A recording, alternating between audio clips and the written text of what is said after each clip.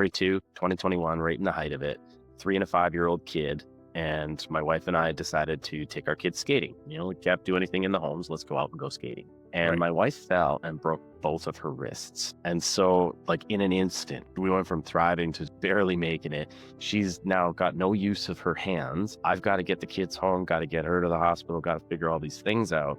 The timing was inconsistent at best. Like, sometimes I'm needed in the evening, sometimes I'm needed on a moment's notice, that kind of a thing. So I'm trying to be the hero father, hero husband, hero employee, taking care of all the things while my wife recovers. I neglected myself. And next thing you know, I'm in the hospital because what I thought was an ulcer turned out to be my appendix, and it was beyond septic. And then next thing you know, like, doctor said I had 90 minutes, maybe, if I wasn't there to get the care, and they instant surgery. And now I'm in the hospital for a couple of days after. I was 6 days in the hospital while my kids are at home, while my wife's hobbled up. How do you take time to rest and recover when you can't even have a surgery that's an emergency without taking some time off, right? So that was the start of it for me. At that point, then I, slowly started to recover, but I started to be more in tune to the tensions. So a tension is, my wife would be working in the evening, kids are at daycare, and all of a sudden I got to work late. Well, who's going to get the kids? And so constant tension around work versus home versus personal life, professional life. And when you're constantly trying to juggle and make it work, but if there's friction there, and you're like, what we're doing just isn't working. And so then the final piece for me was I had a health risk assessment done, and it was done by a practitioner. And afterwards she says, Steve, I got a question for you. Which do you want first? A heart attack, a stroke, or diabetes? If listeners remember one idea from this conversation, what would you want it to be? I would say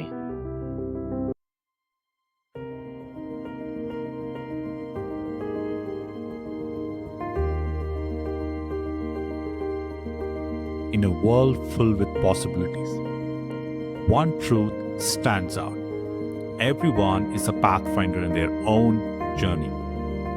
Whether it's charting new territories in leadership, embracing the future with technology, or nurturing humanity, Pathfinders are everywhere. Pathfinders, a platform built for everyone. We believe in the power of connection, the spark of curiosity, and the potential to inspire.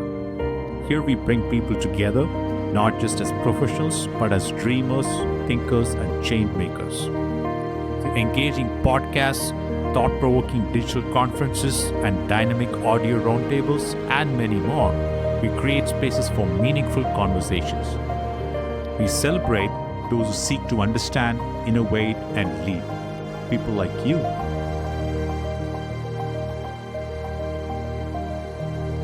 Pathfinders inspires. Pathfinders embraces technology. And above all, Pathfinders spreads a vision where leadership, innovation, and humanity converge to shape a better and brighter future. We are here to connect, to build bridges that transcend barriers, to share stories that matter, and to foster a community driven by passion and purpose. Be a part of this journey. Be a Pathfinder. Welcome to Pathfinders.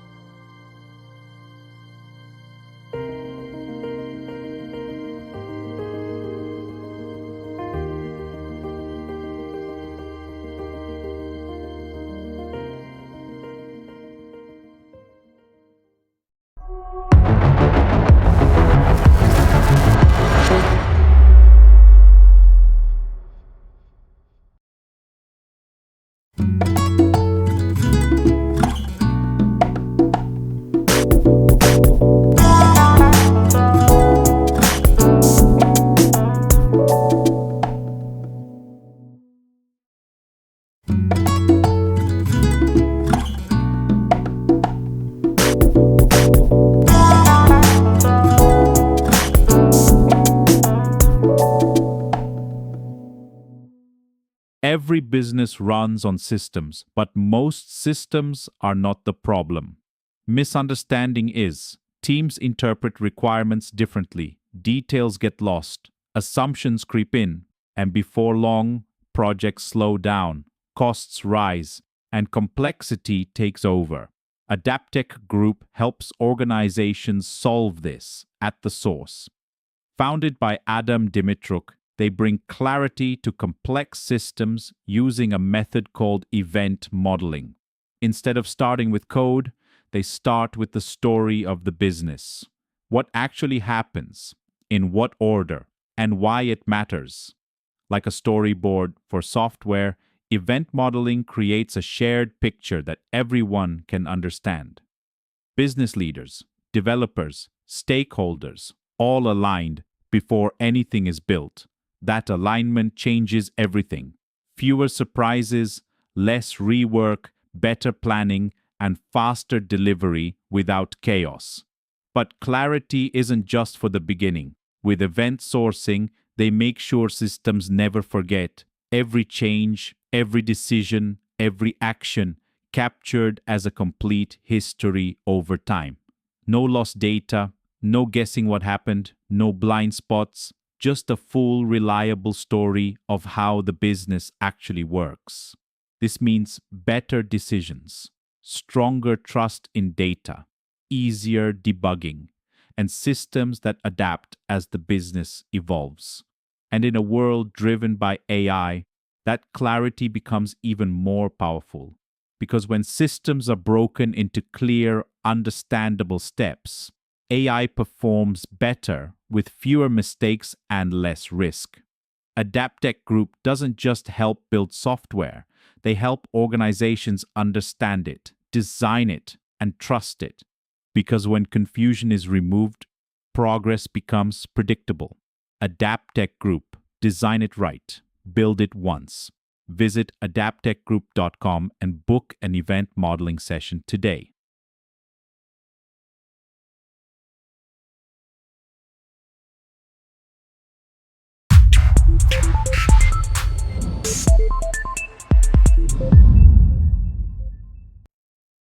Hey everyone, welcome to Pathfinders. Today we have a brand new guest, Stephen Langer. Stephen Langer, welcome to Pathfinders, my friend.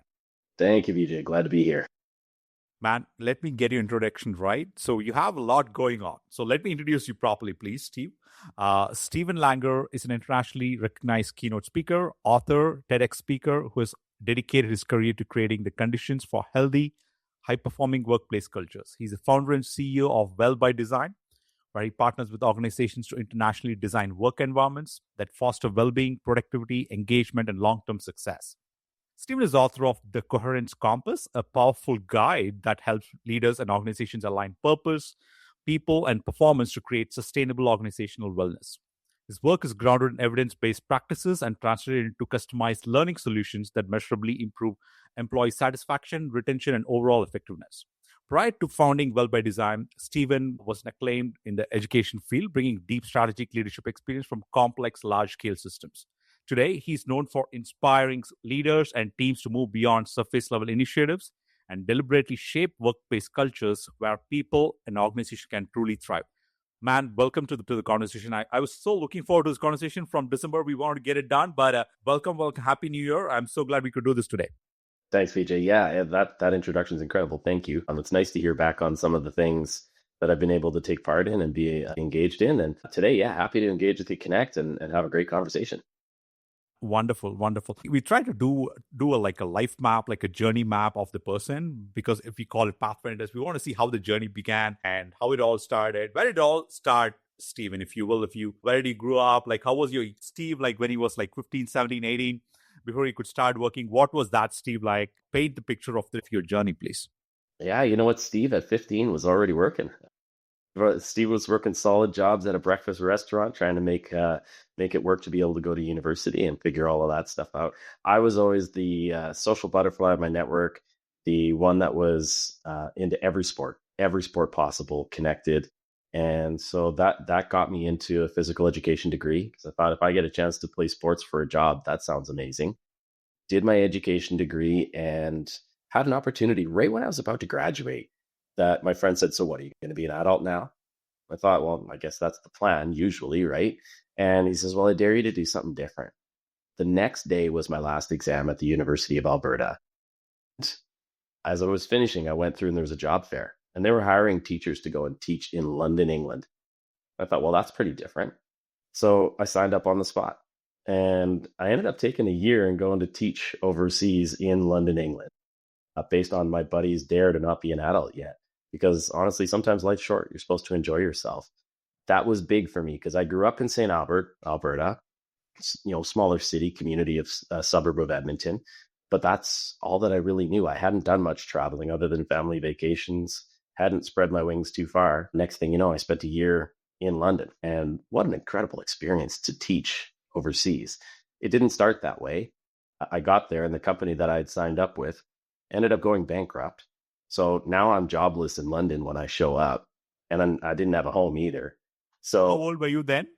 like 24. 24. Okay. Yeah, I had just graduated university. I thought before I get a permanent job here, let's go have some fun. And I was able to actually get a substitute teaching job in a subject that wasn't even close to what I teach. And it went well. And I ended up landing a full-time job while I was there through that school in physical education. It was awesome.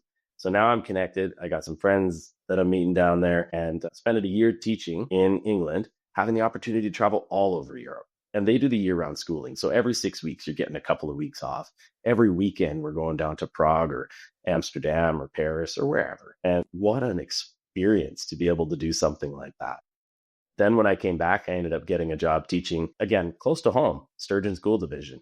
And I spent most of my teaching career there as a teacher, then a VP, then a principal. And my path showed that anytime you come across something where you think it can either be done better or it doesn't have to be that way, my mentality is always to be like, okay, well, I got to go prove it, right? If I have a boss that I don't agree with and I don't like their mentality and I think that it could be done differently, then either bitch about it or go do it. And so then I started, as a principal and had the opportunity to work at a few schools and really build that culture, which is where my passion for healthy workplace cultures came in. And then I moved on to executive work, doing work for the government and for provincial organizations, helping to move the education sector forward as much as I could. Then I decided it was time and I took a massive leap. And we can talk more about that, but got it. Overnight, quit and started Well by Design. And here we are today. Right. Now I have a quick question. Actually, one of the recent, he's also in Catalyst Club. Let's say I still struggle with his first name. He's right? Proper Danish name. Yeah. He was a guest recently, and he's from Denmark. And I asked him how is it, dude? How's Denmark? How's the city? How's Copenhagen? How's the city? What was the experience for you? Stephen, you grew up in Alberta in Canada, and you shifted to UK, and you were in Europe, traveling. What was that experience like? What was the shift like? Because I experienced different. When I grew up in India originally, then I moved to US. I was there in the US for about 5 years, and I was in Latin America for a couple of years. Not a couple of years, I was traveling on and off. Then we moved to Canada. So I see and observe, and a lot of things inspires me. So it was different. The way I process things was different. How was it for you, moving at a young age from Canada to UK and the Europe? What was that experience like? Yeah, I mean, you some of the experiences that you said, they're a little bit more of an abrupt landing in some space. Sometimes the language may be different or strong cultural differences. Right. I think mine is as soft as could be. I ended up in London, England, where they speak English, and it's pretty developed and safe. British. So, but yeah, right. But I mean, for me, it was a chance to, you grow up with a certain set of expectations and societal boundaries and those types of things, and then you go somewhere else and you see them do it differently. And it's not that it's better. It's not that it's worse. It's just I hadn't thought of it that way. And actually, that's kind of cool. And now I'm going to challenge my own assumptions. So it started to open my mindset. And then when you end up in a place like Germany in the middle of the night, you just get off the train. It's snowing. There's no way to get to your hostel, and you got to figure it out.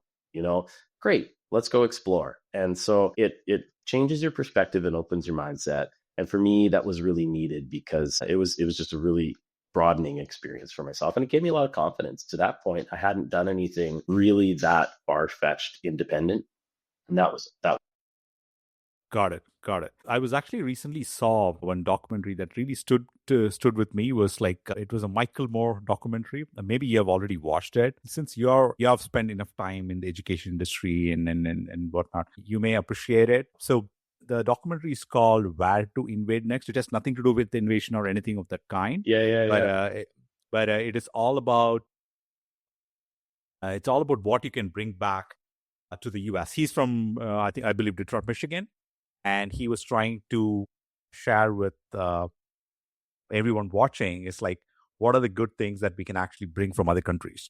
He literally goes to France, Germany, and like so many other a bunch of European countries. He also goes to Tunisia and at the end. And there are so many amazing things that he brings back. Actually, one thing that was interesting, he goes to France and he sits with the students in the French school and has a lunch. They have like a full course Oh, meal, yeah. like Yeah, it's a full every meal day. at lunch. Yeah, it's Every awesome. day. And he goes to the chef and asks, like, hey guys, we eat something called the French fries like every day.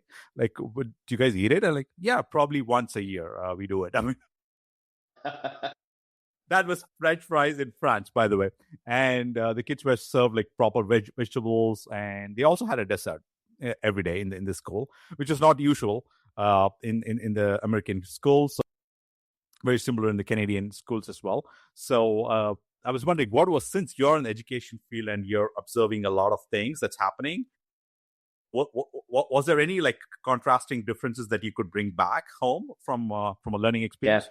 it's interesting you mentioned the food because there was a full meal every day at lunch, and it was Right, very inexpensive, which was right, nice because then the kids ate real food and it was right. healthy and it was properly prepared, and often kids would help prepare it. So that was similar in England as well. And so I draw back on that memory. One of the other things is that I think here, not just like in the education sector, yes, but I'll take it broader and just say everywhere. We are like it's a badge of honor to burn ourselves out and work ourselves to the ground.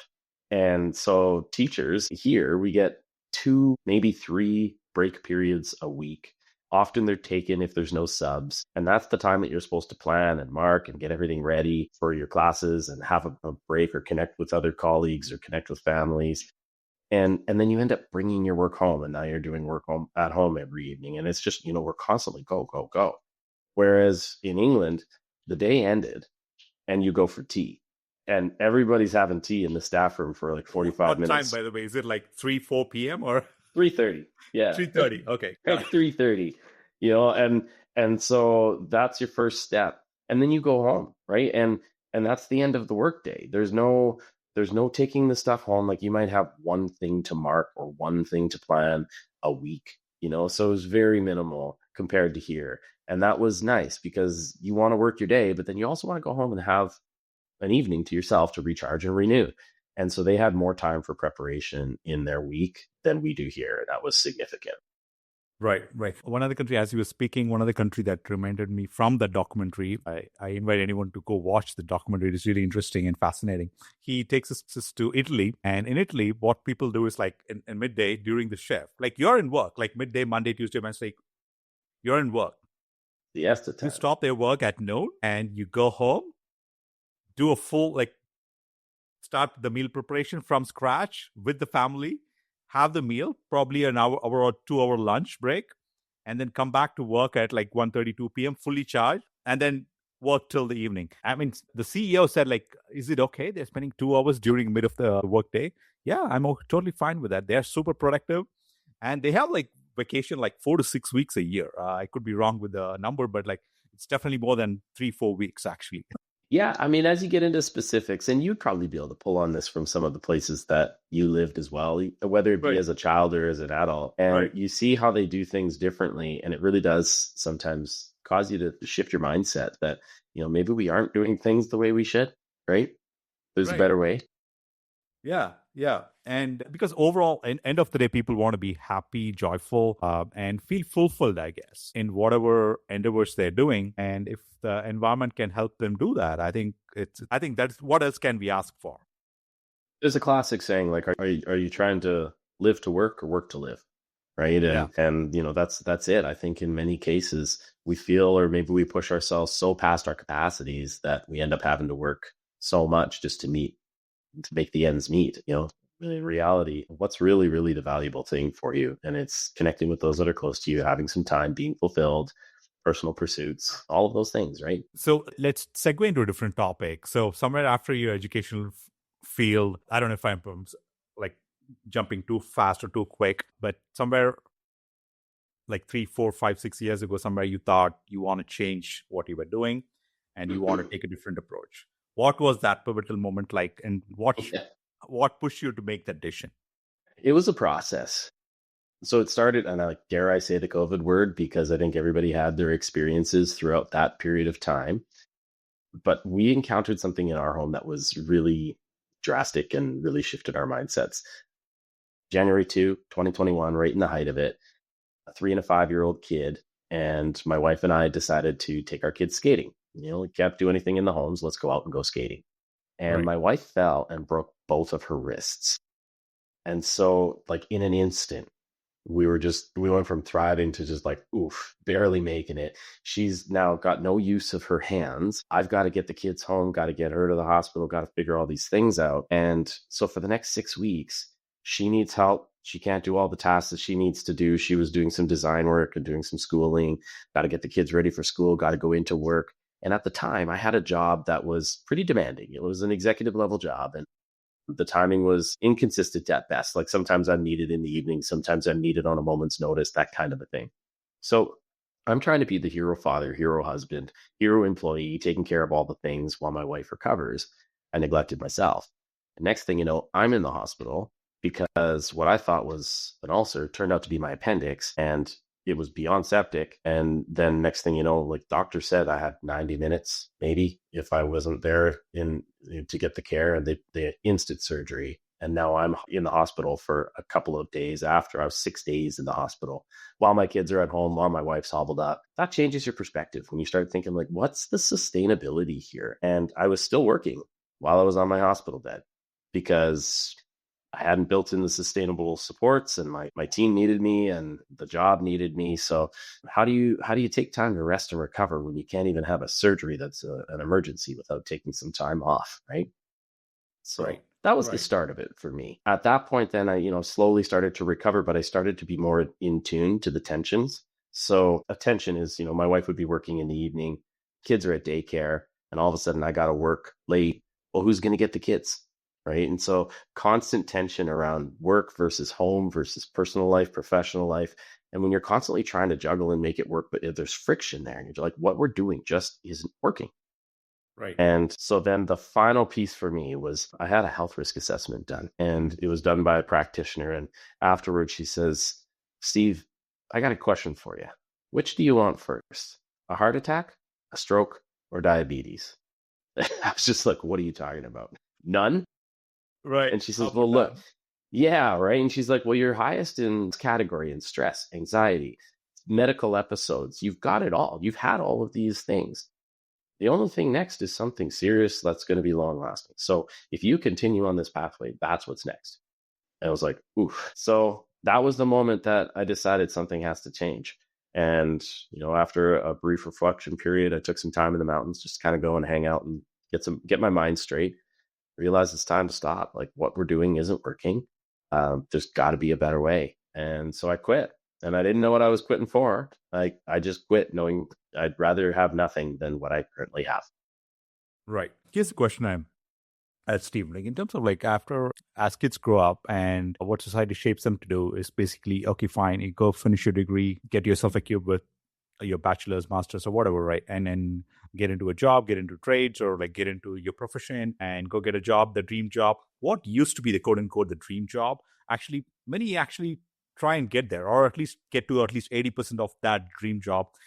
Many often, like I've seen it, like you land the position that you wanted to, you get the titles you wanted to, you get the salaries that you also wanted to, you build the houses that you wanted to, you buy the cars that you wanted to. At somewhere along the way, you think, no, it's not worth it.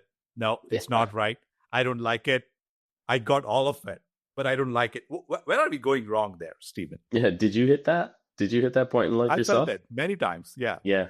Yeah. Yeah. You know what? That's, it's the checkbox theory, right? Like check, check, check, Right. check, check, check. Get the house, get the car, get the wife, get the kids, get the, Right. and there's a point at which, like in the education sector, you get a pension. And so after you're several years in, you're like, you know what? It's pretty easy just to stay.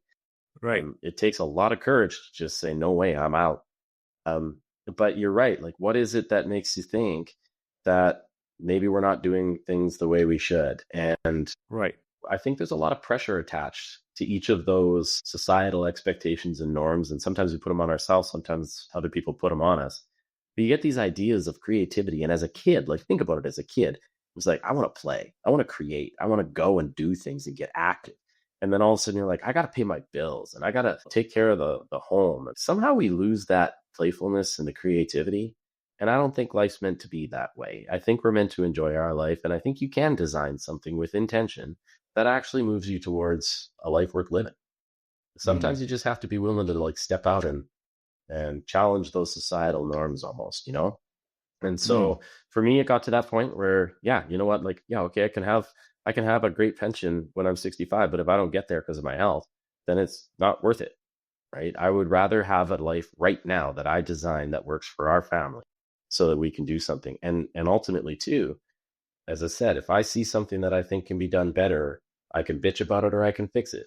So I was uniquely positioned to fix and speak to the wellness space because that's my training. I've got background in education. I've got lived experience through frontline to executive work, being able to change organizations. You know, I was the subject lead for wellness education for the province for a period of time. So I was working with highly recognized and reputable people in the wellness space, gathering a ton of research, learning, like everything pointed to yes. And so I can either complain or I can go and find a different vision for what should work. And sometimes you just got to step out and do it. Is it like, what is more of a catalyst? Is it courage, or is it like the determination? Is it the willpower? What is the catalyst to get there actually? That's a really good question. Like, I think it's different for everyone. Some people do it out of necessity.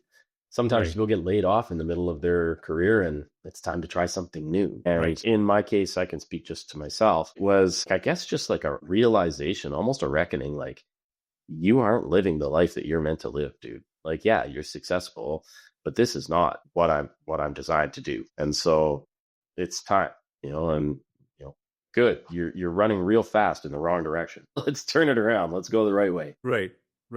And you spotted wellness and you got trained on it, you got coached on it, you got certified on it. Like, what I mean, there is also something about like pattern recognition, right? I mean, I think for anyone listening, I ask questions like the question basically what I'm curious about. Like if anyone listening, they find it interesting, great, good job. Yeah, good job. But it's all about that. Like, I'm curious. Yeah, I got curious because that's what actually drove me to even have these conversations with people, because there's amazing conversations. It's like very unique to them. Like your journey is your own journey and no one else had it. There is no second Stephen Langer, right? So I'm coming from a curiosity angle totally here. So you might have seen a pattern recognition in terms in how you approach the toxic workspace or like in the wellness or where people are suffering. What does the pattern recognition tell you, Steve? And like, what are some of the patterns that you have observed that keep repeating in the modern society that we have created? Maybe there is somewhere there is a flaw. And what are those patterns and what are those flaws you have come across?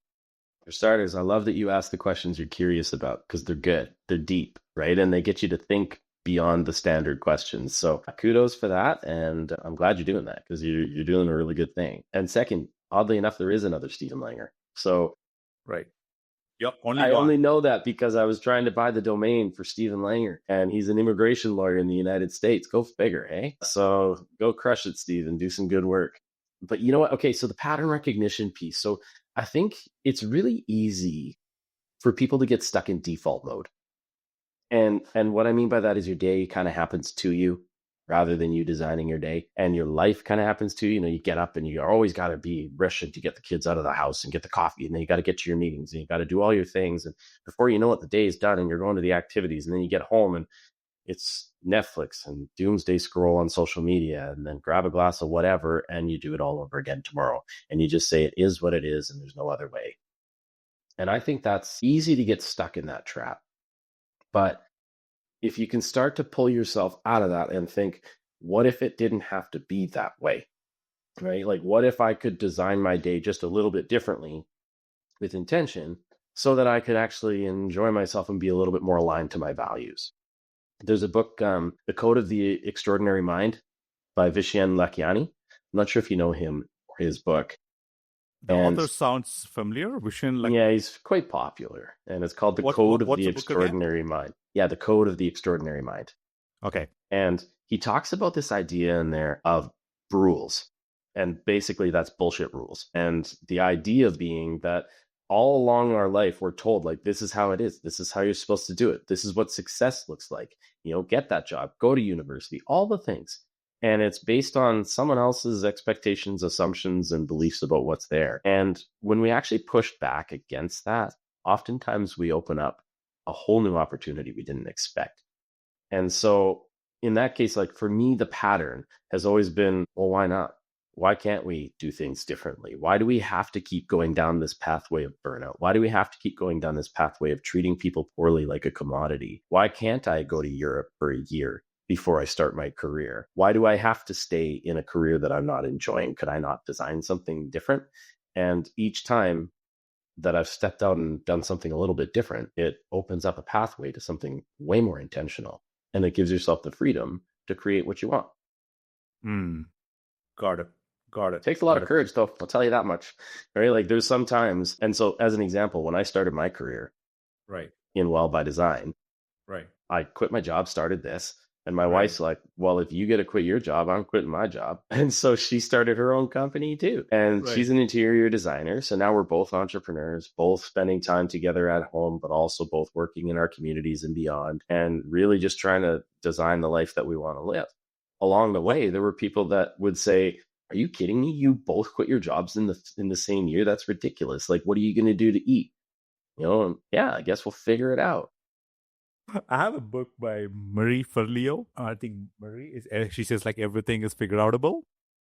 Cool. Yeah, I like that mentality. Right, like everything is actually figure outable. But like, let me ask you a question. When you were saying that, like you and your wife, like, are you guys loving it? I wouldn't have it any other way. There were times like the first year. Right. It's like for the first 6 months I started my business, I had no clients, none. Right. And so we're looking at each other like, what did we do? But the problem was I had my filter backwards for my business. I was trying to do deep strategic work with organizations, but I hadn't built up the trust for them to invite me in. And so I'm beating my head against a wall trying to get into an organization to do this work, and I'm having zero success. Well, all of a sudden I started doing some workshops and some training, and they're open to like, yeah, come in for a half day, teach us what you know. And then it would go well, and you do it again and you do it again. And now they want the deeper work because they've seen the value that you bring. And that built out into like being able to speak at conferences and at events. Then I found out I just love that. And so now that's the top of my funnel, and that's where it starts and stays. I love speaking, and I love committing and going to an event and being a part of something where you can shift a mindset and then building forward into organizations. So anyway, there were times in this whole process that we looked at each other like, I don't know, but we have way more freedom of time. We have the ability to change and pivot when we need to. And coming from public sector, that's not easy. Like in public sector, you want to change something, it's briefing notes, it's board meetings, it's revisions, and often it takes time to turn the boat. But in this case, you just tack and go a different direction, and you can play again. And that whole idea of coming back and playing again, it's like, I'm going to try this in my business. If it works, great. If not, I'm going to try something different. Right. So when you're coming across, like, you have had positions, you have navigated different positions, careers, countries. Often, many of these institutions are different departments are led by leaders, right? The institution, the departments, the groups, the regions there are different leaders doing different things day to day, right? But somewhere along the way, they don't get it right always. Some accept it, some don't. But what do you think are some of the things that the leaders are actually getting it super wrong, and it's high time they rather change it? So I'll just reframe if that's okay, because I don't think any leader tries to screw up or tries to make a mistake or tries to, like everybody's trying to do their best. No one's coming in trying to tick people off. That's right. I think at times, that people, I'll say this, they forget leg day. And I say this a lot in my keynote messages. You're working out so hard on your upper body and you're doing all the things to make yourself strong, but you forget the foundation. And so if you're, as a leader, so focused on strategy, KPIs, revenue, productivity, pushing out the next big thing, but you're using your people as a commodity, you have to remember that they're your legs. They're the foundation of the business that's going to move you forward. And so if they're not there, all of a sudden, instead of being able to move forward those great ideas, you're now stalled because they have the knowledge, they have the ability and the skill to do the work, and they're off on leave or they're sick, right? Or they're losing motivation or they quit. And now you're trying to chase that and hire and get people back into positions rather than moving forward and building sustained momentum.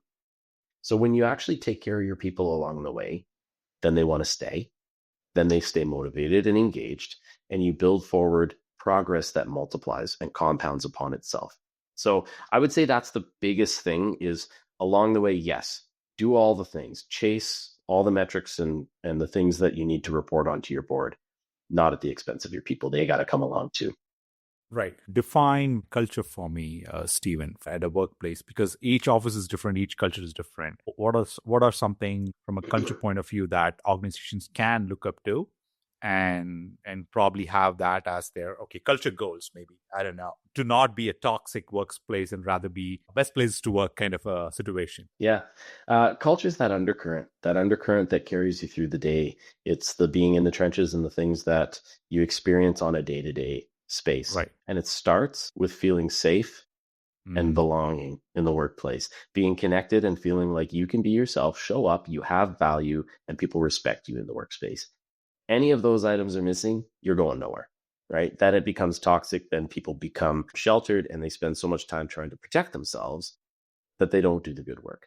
But when people feel that they can bring their honest selves to the workplace, challenge assumptions with candidness and trying to be professional about it, but let's move something forward for good. And I'm not pointing out something wrong with the individual. I'm pointing out the food in their teeth. I'm pointing out that the product needs to shift or things need to move forward because we're all trying to make the best space.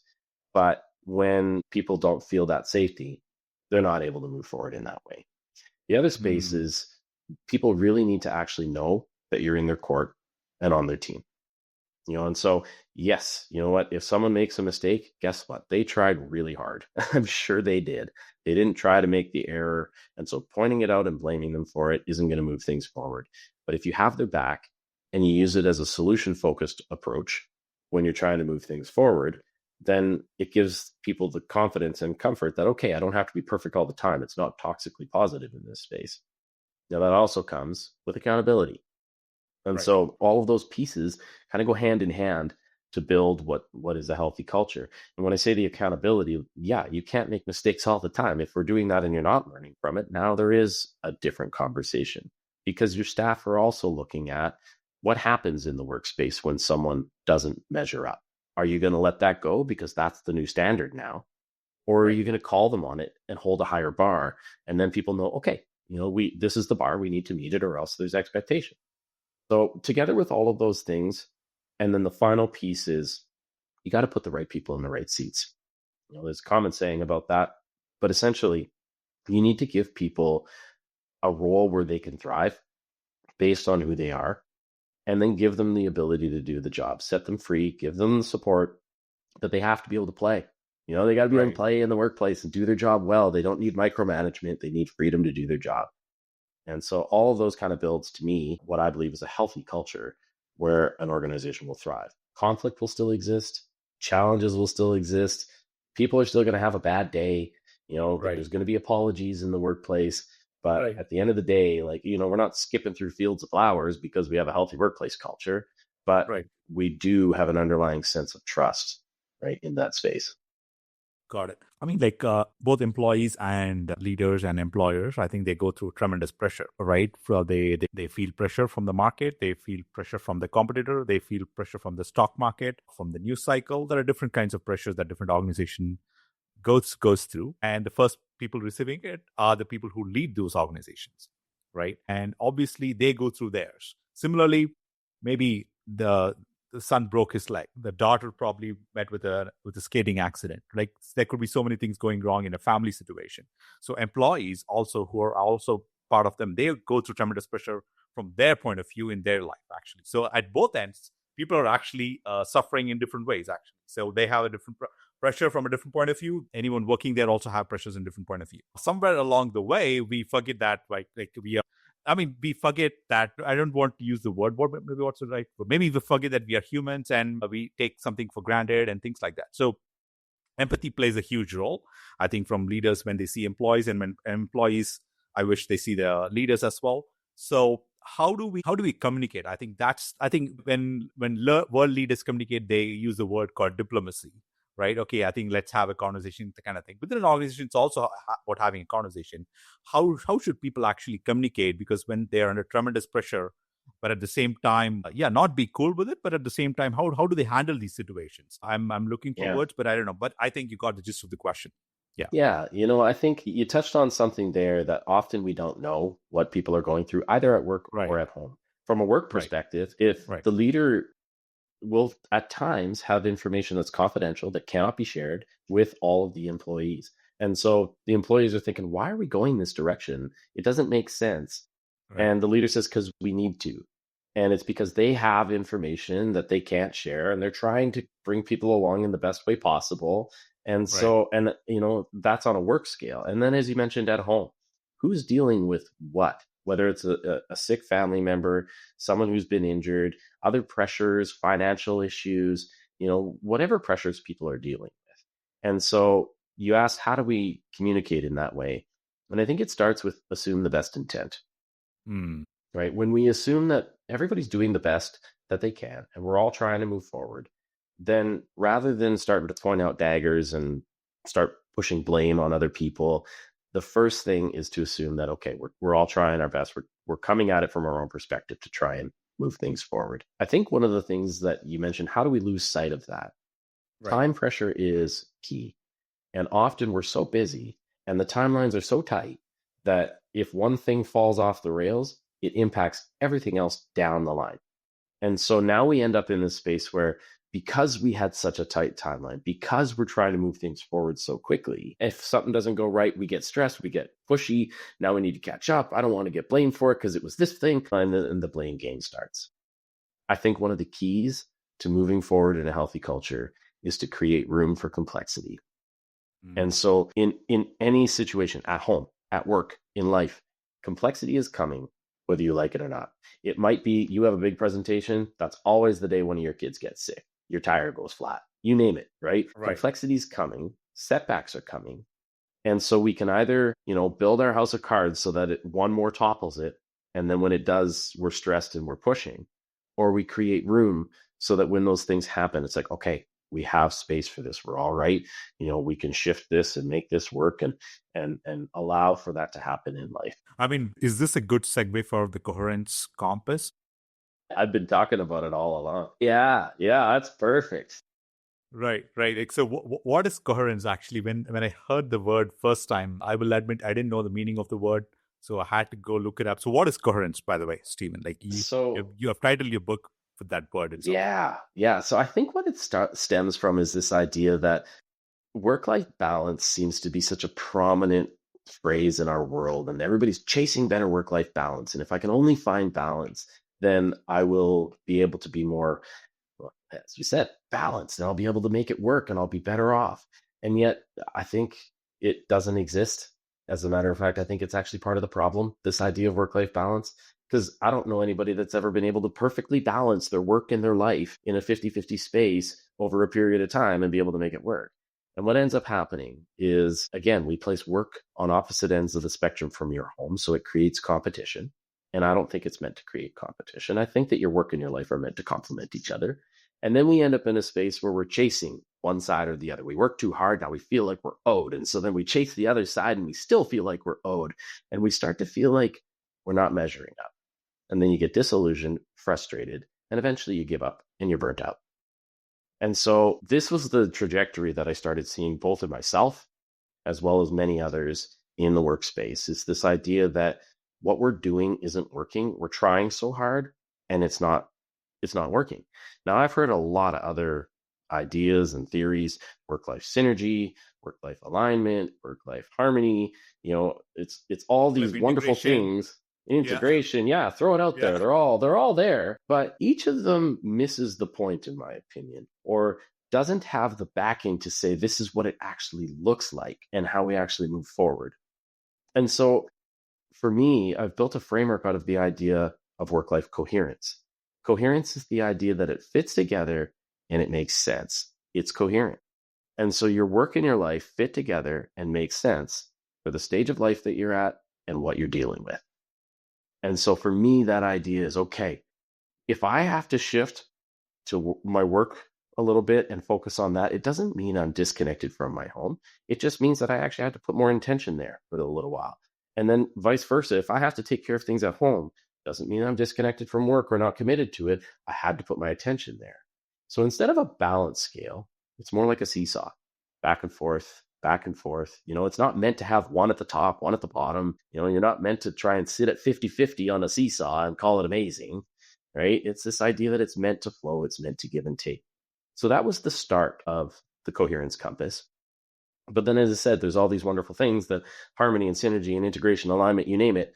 But there's no depth that I've been able to find that says this is what it looks like and this is how you get there. And that's what the Coherence Compass is all about, is building in that depth for your personal and your professional life. Right. I was just trying to get your image that you had for the book. I love that image. Yeah. If you can pull it up, that's cool. I can start chatting about it a little bit. I alluded to it earlier. This idea that it starts where a lot of us are caught in default, where we're allowing our day to happen to us, where you're chasing your day and you don't have the freedom and autonomy to do. Oh, you're talking that image. Yeah, I love it. The seesaw. Yeah. Okay, we'll go to there first. Cool. Okay, so the seesaw image, a fun story. I designed that cover with AI, which is awesome. But it's beautiful. It's perfect. Right? But in the book, I talk about the idea that like we have only one of Steve, unless you're Stephen Langer, and then there's two of us, so we can tag team. But there's only one of me, and there's my personal life, there's my work life, and there's my health.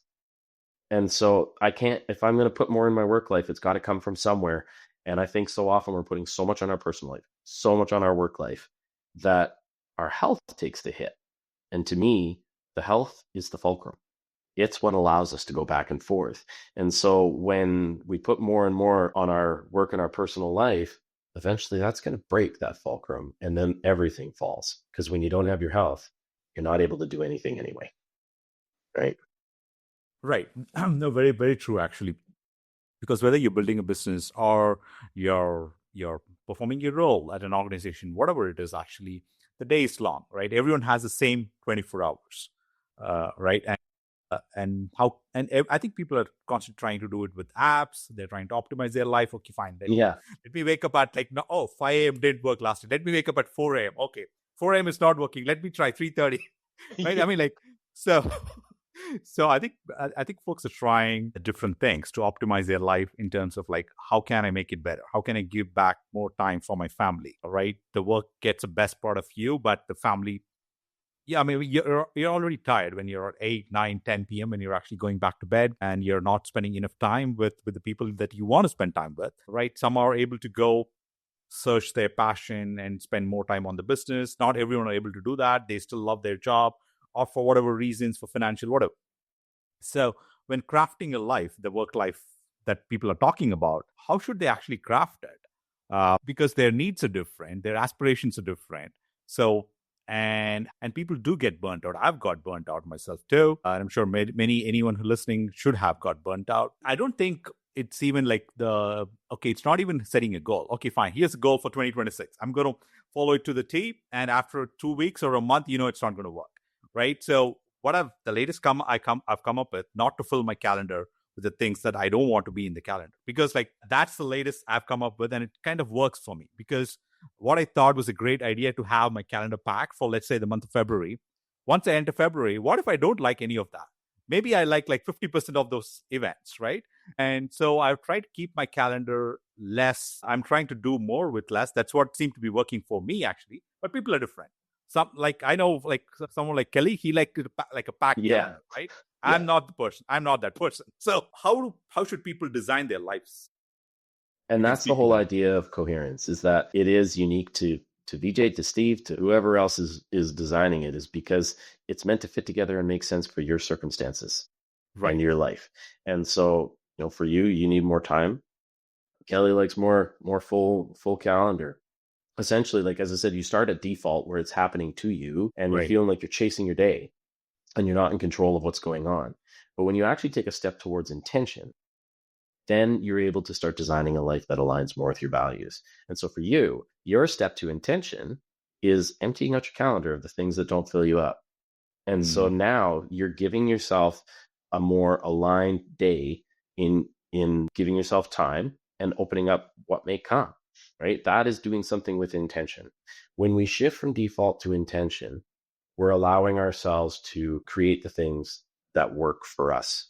And that can shift, right? Like, if you end up caring for a loved one and you all of a sudden don't have as much time to be able to work, great. We're going to have to pull it back so that I can invest time over here with this person. When that's now taken care of, I can shift it back and do something different, right? And it's just adjusting and aligning throughout that space. That's the first piece is building in intention. For me, I think there's like this misconception that when we're talking about wellness, either A, it means we can't do a whole bunch of things. We need to give ourselves the space, and it's, like we got to stop doing so much. Stop. Right. And also that if I do all of this, then I'm going to feel great, and I think sometimes, like, you know what? You might feel great once in a while, just like everybody else. But what we're trying to do is build something sustainable, something that takes care of you along the way. Because life is tough at times, and you're going to have things that are going to hurt you. And that's part of the goodness of it all. It's just creating something that is sustainable. So for me, one of the things that I do that's real simple, we often make our coffee the night before so that when I wake up, the coffee's already ready. And then I like to start my day with a walk around the block. Oftentimes I'm in my slippers when I go for this walk around the block, but it's just 5 minutes before the day gets busy where I can go outside and I can have a few minutes to myself. It's intention in starting my day so that it gives me that space, right? Simple thing, big impact, right? So that's the first piece of how we create that. The second piece, I alluded to it as well. It's this idea that I think that we are so busy and so packed in our time that we're creating this friction between our personal life and our work life, where what you're doing doesn't fit, doesn't work, and you're constantly at odds and you're frustrated on both ends, right? Instead, what we need to do is we need to shift towards flow, where there is room for complexity, so that we're creating that day that has room when something doesn't go quite right, and you've got space. Whether that's taking half an hour at lunch, that's your walk time, that's your quiet time, whether you're not packing back-to-back calendar meetings, but you give yourself a 15-minute buffer in case one meeting goes long. Simple things that are going to actually give you room for the complexity in your life. And when you do that, you're now shifting towards intention and towards flow. You're finding yourself in coherence. No, makes a lot of sense, actually. One thing I'm going to maybe try from today or tomorrow is like make the coffee tonight. Yeah, unless you're Lasse, because he likes to make his coffee like in the moment, and like he invited me over for coffee, and I got to tell you, that was the best cup of coffee I've ever had. Right. But like you make that in the moment. Yeah. He's a coffee maker. He spoke about it. I can't wait to taste it yet. But love that, actually. I'm a coffee drinker too. Yeah. Love coffee. Something like I'll just add more to like the comment I made in terms of like filling up the calendar, not filling up.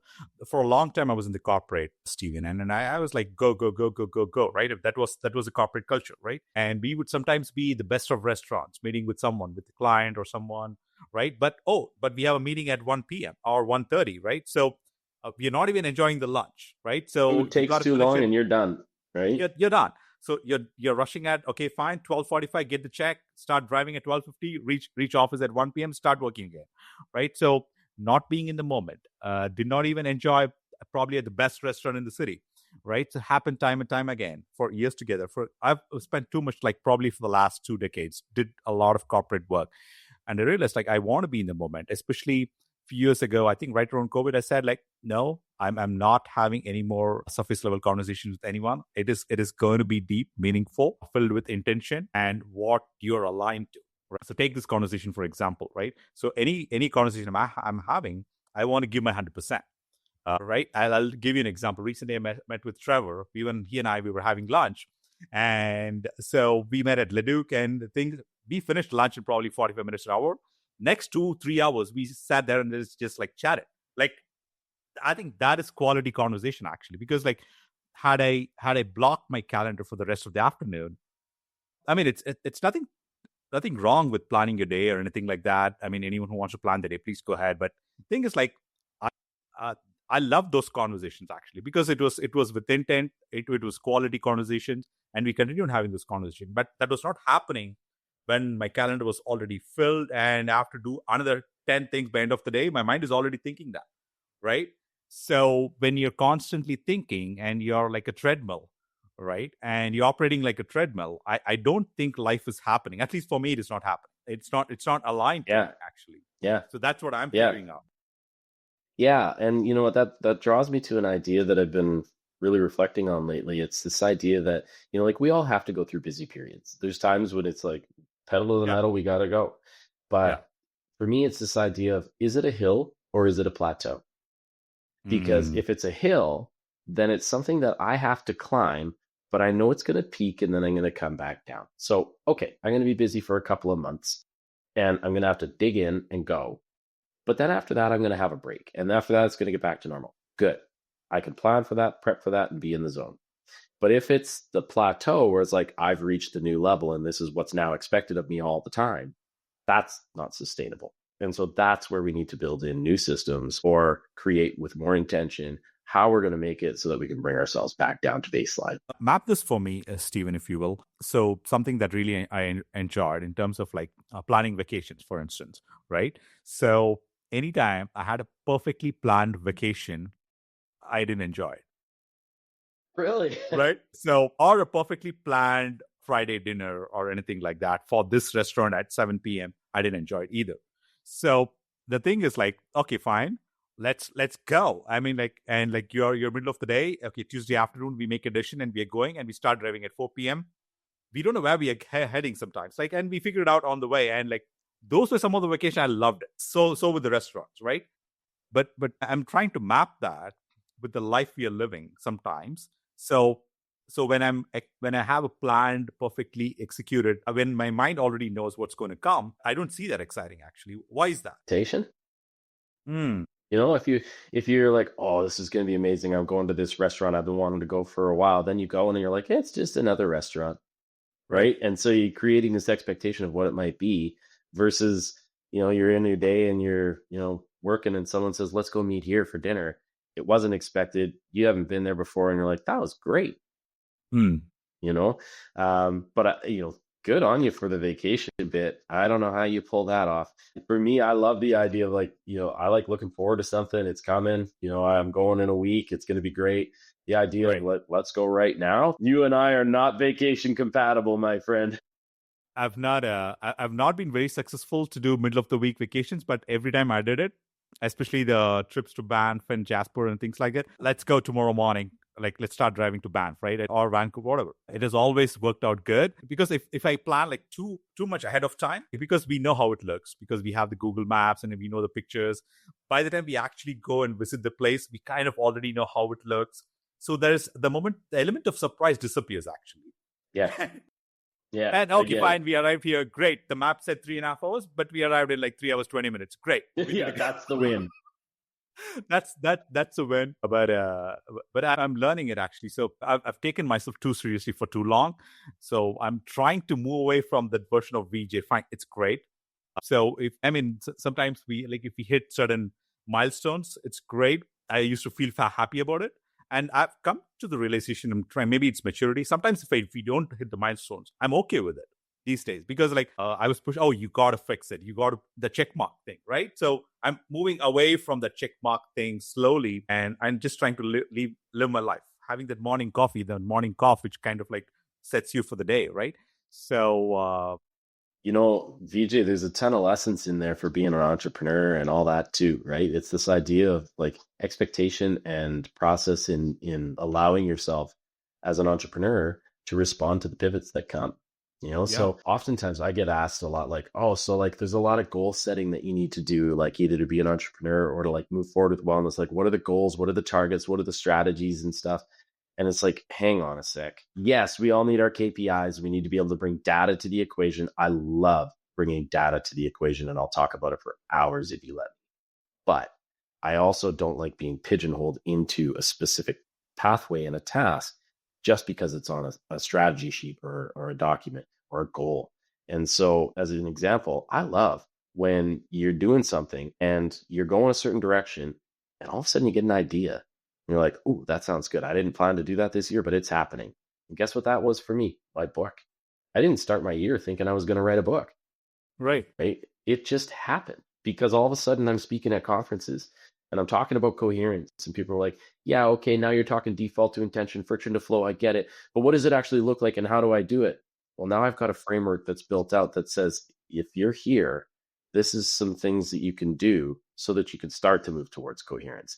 If you're in chaos mode, here's some things you can do at your home. Here's some things you can do at your work. This is how you can build a healthy workplace culture. And so it brings the depth. And I hadn't thought I was going to do that. But it's such a nice addition to a conference to be able to say, yeah, and if you really like that, grab the book. I don't sell it for a profit. It's like, just grab the book and let's carry on the conversation. Let's go. Yeah. I, how long did it take to write the book for you? 6-ish months. Yeah, it was pretty quick actually. But I actually took a bit of a different pathway because I'm a speaker and I have a hard time sitting at a desk and typing away. And so what I Got it. would do is I would go to the off leash with my dog, and I had sticky notes on my wall of all the things that I wanted to talk about. And I would go to the off leash with 3 sticky notes, and I would just start talking into my phone and it would capture what I said. And then I Beautiful. just throw that onto a Word doc and start playing around with that, right? And so it allowed me to get the bones a whole lot quicker. That's wonderful, actually. But I can't wait to get into your book. I haven't. Yeah, man. I don't have a copy of yours, but I would love to get into your book and then understand it even better. Uh, in terms of like workplace and bringing coherence in life, and when we're working, one other question I wanted to ask in terms of like, so when people are actually responsible for so many lives, so like employees and workplace, there are leaders. Many times, often ignored things is like some of these leaders are not well meaning. They may have a great bank balance, but like at mentally they may have different pressures that are actually going through. So can in an office workplace can it be truly well when the leaders are not well? Mm. I think no and yes.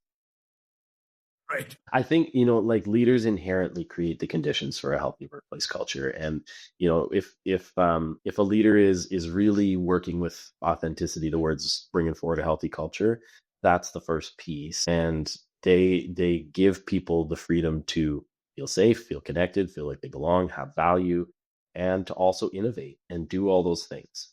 Now, when they're not well, if they've already created that condition and taken care of that, in an ideal world, their team's going to surround them, right? And their team's actually going to help bring them back up. The reality is that when anybody's not well, there's a fragmentation, right? And in particular, in the leadership space, leaders are the ones that are setting the course, setting the direction, and really guiding the ship.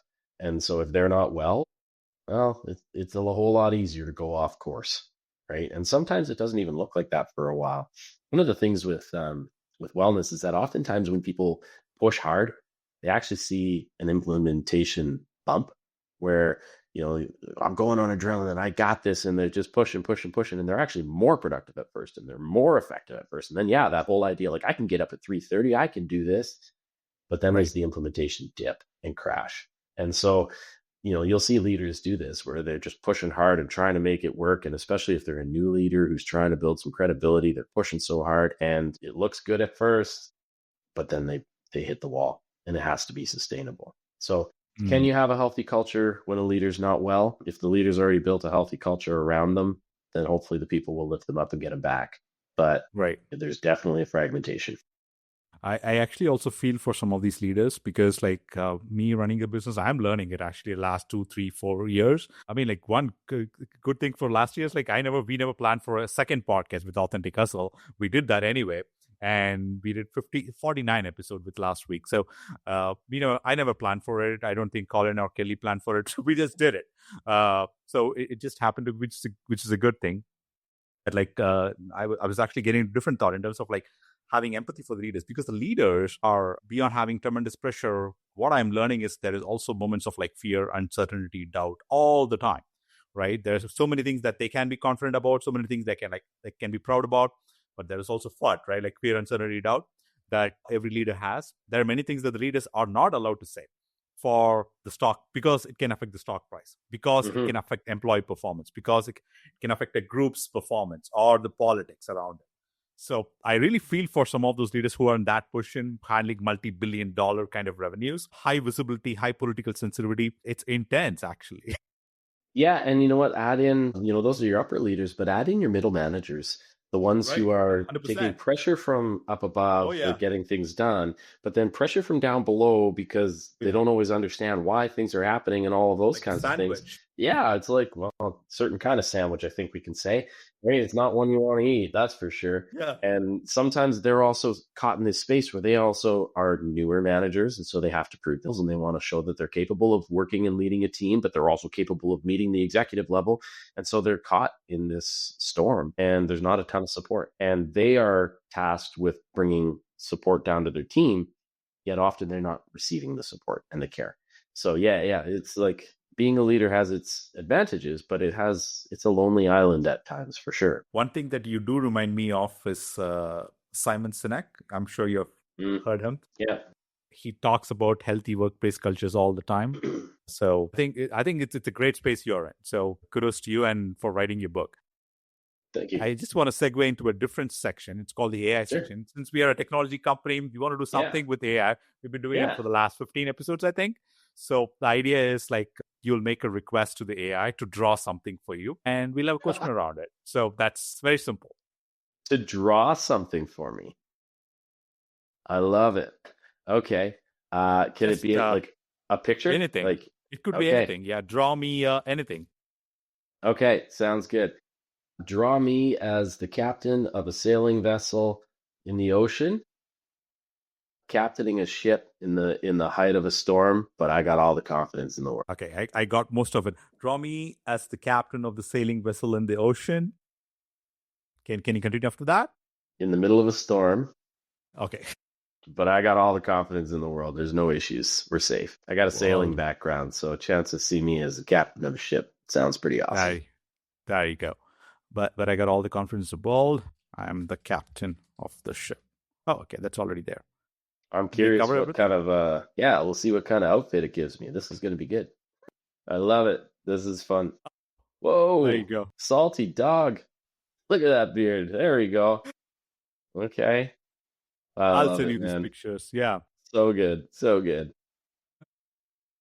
And it's amazing what you can do with AI right now. Hey, like that, and I think you probably have these conversations all the time about how much to invest in AI as a business leader and what it can and should not do for you and stuff. But I think it's such an interesting dialogue and such a great space to start exploring. It kind of like opens your imagination. You have an idea, you can just like travel with that idea and see where it goes. And then you curate your idea furthermore, and then you can again work with AI. It tricks you even further.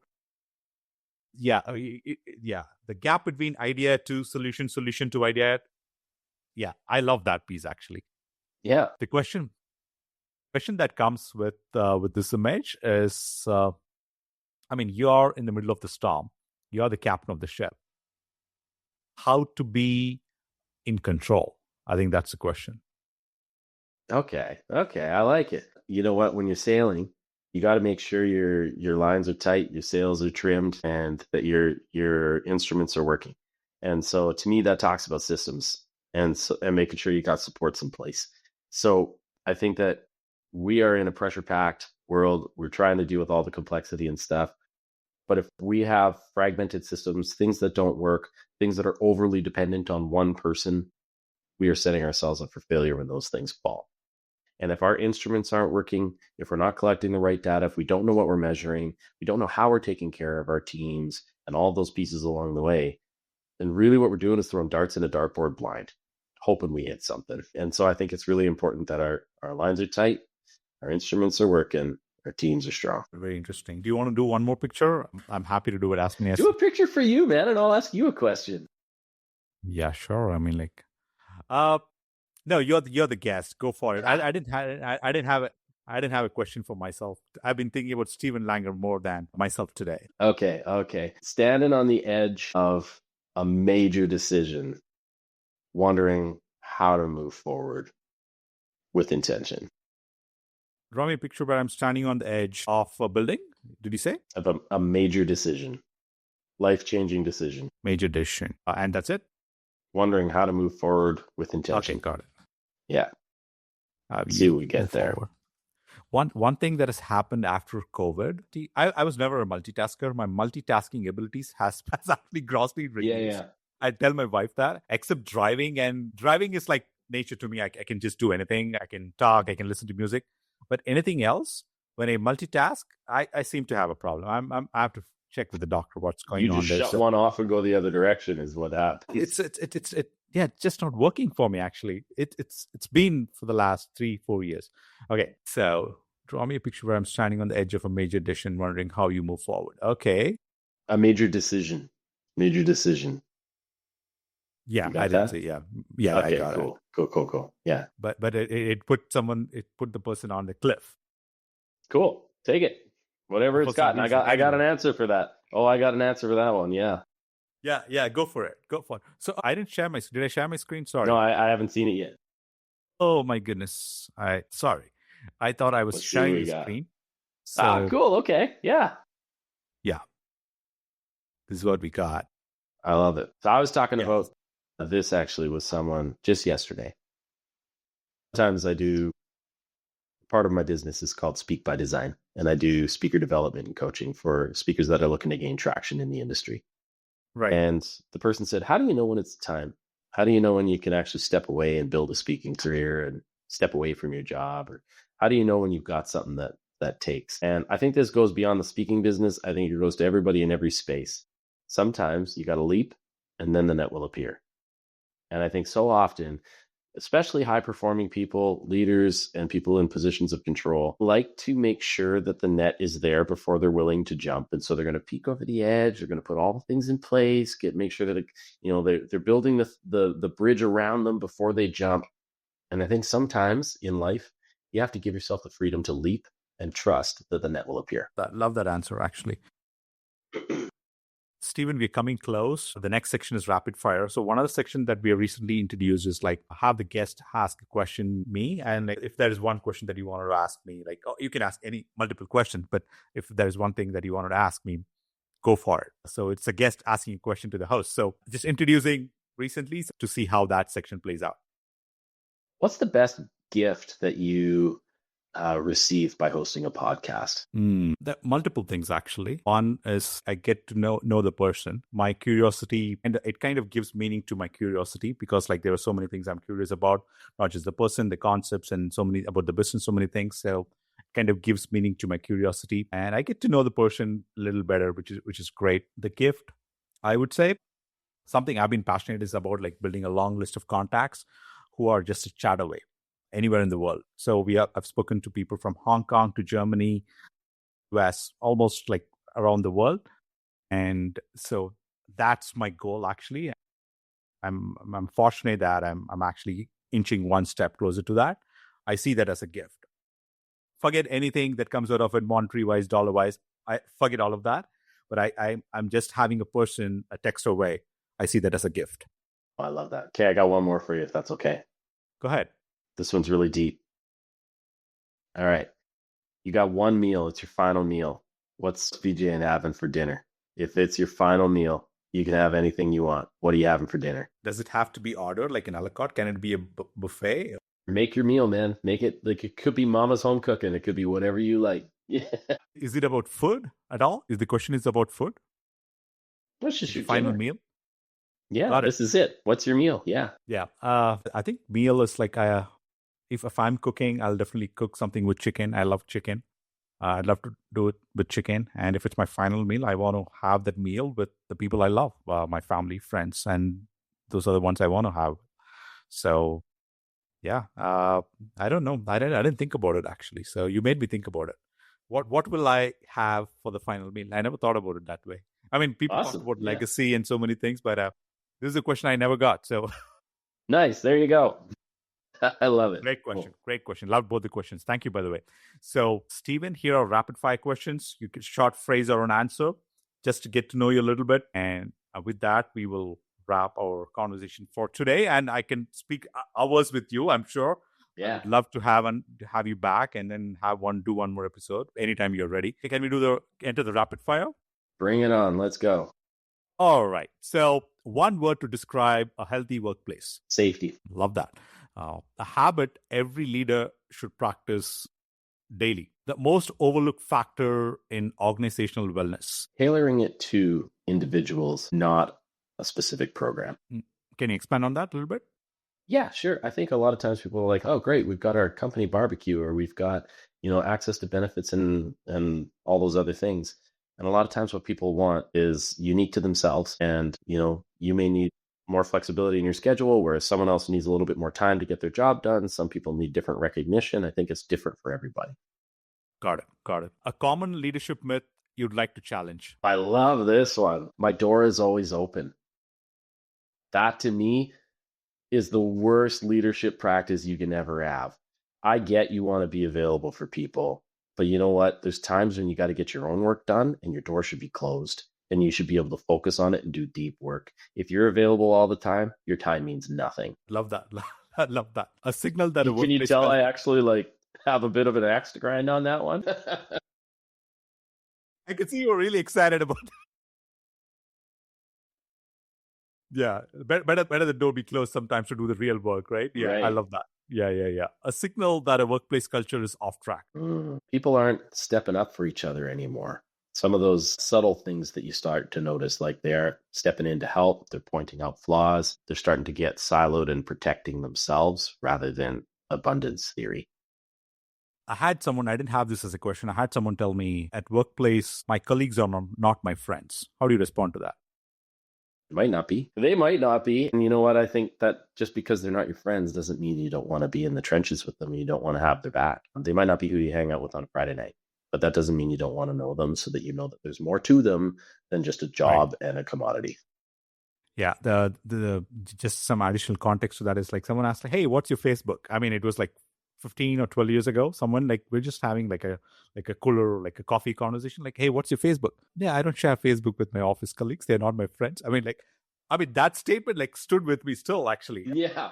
So many of my colleagues are still good friends, and I've got to know them, but it's different for everybody. But I thought I'd ask you, didn't mean to put you on the spot, but no, that's cool. Yeah, that's totally fine. I think people have boundaries, and that's okay. Everybody's in the space, regardless of whether you want them to be your Facebook friend. You do want them to have your back when you need them, right? Yeah, that's what matters. The first question leaders should ask themselves: what are my blind spots, and how do I put people in place to support that? Got it. Love that. A book or an idea that changed how you lead. There's a book by Johan Hari called Stolen Focus. Got it. Do you want me to go into that at all? Yeah, go ahead. Yeah, it's that idea of deep work. I think we're so distracted and so busy and so overstimulated that we're missing the innovation that comes when we give ourselves space to think, time to create, and allow ourselves to do deep work. So often we're caught in, the green check marks, like, I answer my email, check my phone, run to a meeting, do the next thing. We actually don't get to the deep work and give ourselves the space to do those things. What's the hardest part of cultural change or changing a culture? Oftentimes when you're looking at changing culture and those types of things, at first, you might see an implementation dip, and it actually almost looks like it's kind of getting worse. It's not. People are just starting to be more attuned and more aware of what's happening. And so they're starting to notice the things that are maybe they need to fix. And so it's not that it's worse. It's just your mindset is a little bit more attuned to it. And often if we don't point that out, then people think that what we're doing isn't working and they give up rather than sticking through to the process of then actually making the change to improve. Got it. What gives you hope about the future of work, Stephen? I've been noticing a shift, and I do think that people are in a space where they are valuing time over money. And I think that's a really good shift, is I think we're starting to put perspective back into place that no, we are entitled to rest. We are, meant to live our lives and enjoy it. And so I think what we will see moving forward is, as much as AI is great and I love it and I support it in the workplace in the right context, there is never a replacement for human connection. I kind of know the answer to this question, but anyway, I'll ask you. One practice you return to when you feel out of balance? For me, I go to the off leash. I thought you would say coherence. Yeah. But that's where coherent. No, yeah, there you go. You can start promoting it for me. No, I go to the off leash because that's my space where I find coherence. That is my space. My dog's running and playing and having a great time. I'm outside, I get my fresh air, phone's away.